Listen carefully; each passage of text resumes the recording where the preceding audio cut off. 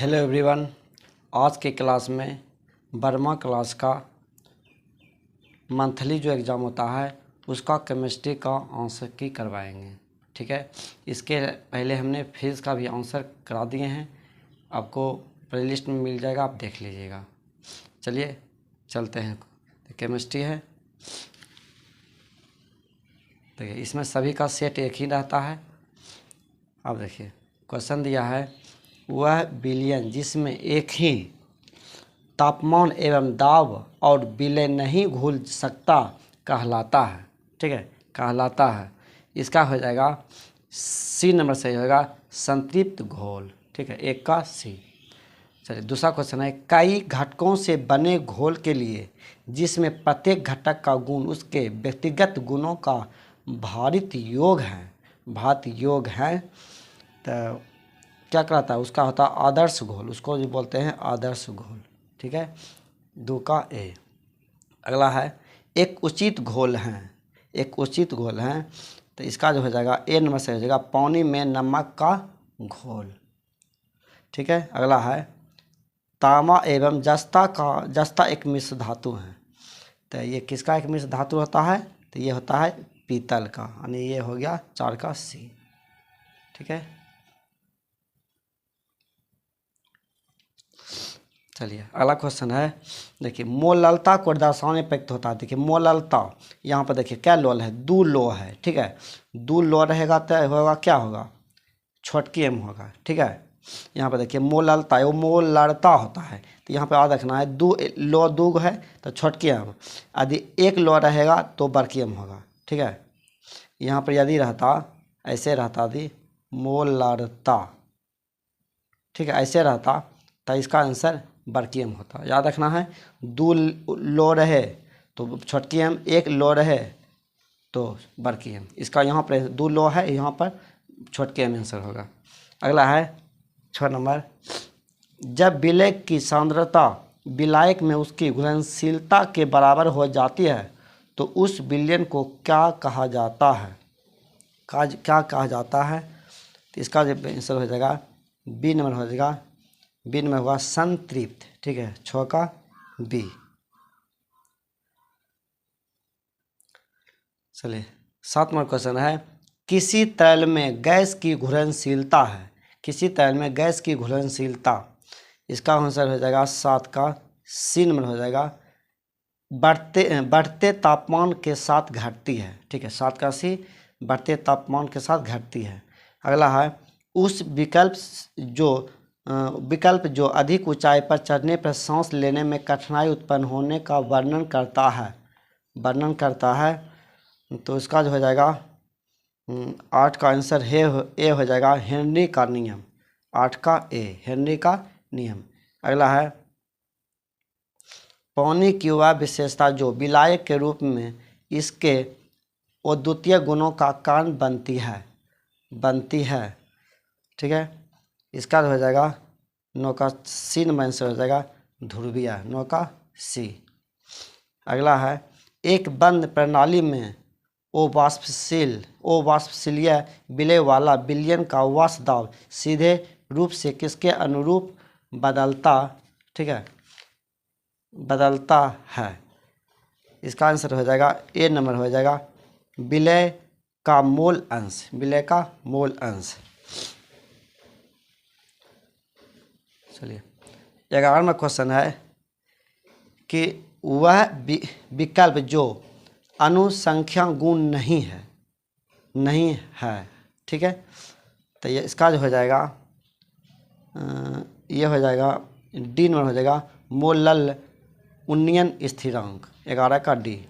अगला है, यदि विलय ना तो संगुणन और ना ही विघटन से गुजरता है तो इसका वेंट ऑफ कारण होगा, इसका वेंट ऑफ कारण होगा। इसका आंसर हो जाएगा 1 यानी सी, 12 का सी। अगला है, उस इकाई का नाम बताइए जिसमें वायुमंडलीय प्रदूषण मापा जाता है। ठीक है, प्रदूषण मापा जाता है तो इसका आंसर हो जाएगा बी नंबर ppm, शॉर्ट होगा ppm। ठीक है, अगला है 14 नंबर क्वेश्चन है, किसी दिए गए तापमान पर समान प्रासंगिक दाब पर वाले दो घोल कहलाते हैं।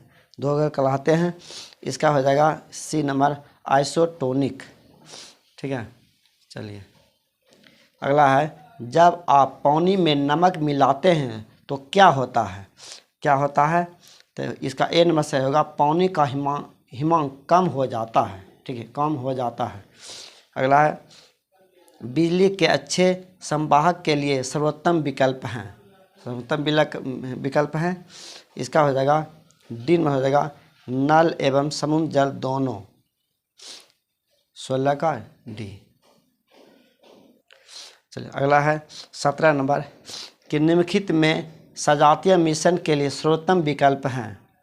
तो इसका हो जाएगा, देखिए गंदे जल नाली का ये भी नहीं होगा, स्टोट का घोल ये भी नहीं है, छाछ का घोल ये भी नहीं है, यानी डी नंबर हो गया, इनमें से कोई नहीं। ठीक है, इनमें से कोई नहीं। चलिए अगला है 18 नंबर, यदि 200 मिलीलीटर घोल में 2 ग्राम NaOH मौजूद है तो इसकी मोलरता होगी। ठीक है, देखिए आप इसको बना लीजिएगा, सिर्फ आपको आंसर हम बता रहे हैं। ठीक है, क्लास में इसको हम बता दिए हैं। चलिए 18 की आंसर हो गया, ए नंबर हो गया। चल 19 नंबर क्वेश्चन है, 36 ग्राम पानी और 40 ग्राम ग्लिसरीन वाले घोल में ग्लिसरीन C3H5OH वोल्टाइज का मोल अंश है।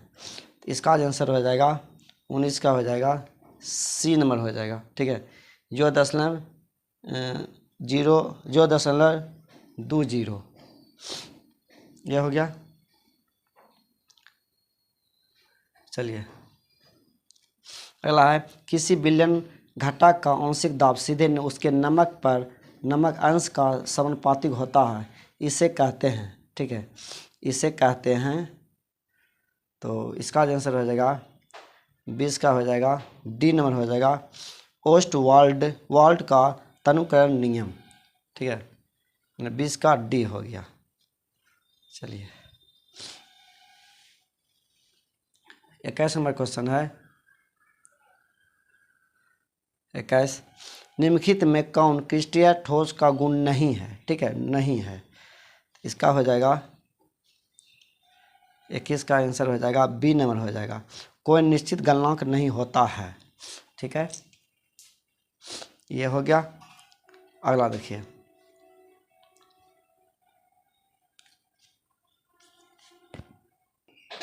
बात में है, निम्नलिखित में कौन सा गैर क्रिस्टल या अनाकार ठोस हैं? इसका बी नंबर हो जाएगा कांच, 22 का बी। 23 नंबर है, निम्नलिखित में कौन आणविक ठोस हैं? इसका हो गया, तो इसका सी हो जाएगा P4O10। अगला है 24 नंबर क्वेश्चन है, सरल घन जालक के इकाई सेल में कितने परमाणु होते हैं? 24 का ए नंबर आंसर सही होगा। 25 नंबर है, एक मोनो एटॉमिक पदार्थ की FCC इकाई सेल में निहित परमाणु संख्या क्या होगी? इसका हो जाएगा 25 का सी नंबर आंसर सही हो जाएगा।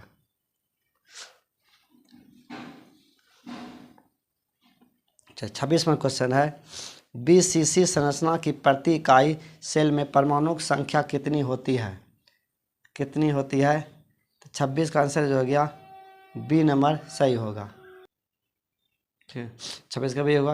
अगला 27, क्रिस्टल में तंत्र में कुल आकाशीय जालक की संख्या होती है। इसका जो हो जाएगा बी नंबर 14 हो जाएगा। अगला है, निम्नलिखित में कौन विद्युत का सुचालक है? तो ये हो जाएगा बी नंबर ग्रेफाइट। अगला है, सहसंयोजक क्रिस्टलीय ठोस का सटीक उदाहरण है। इसका हो जाएगा SiC। ठीक है,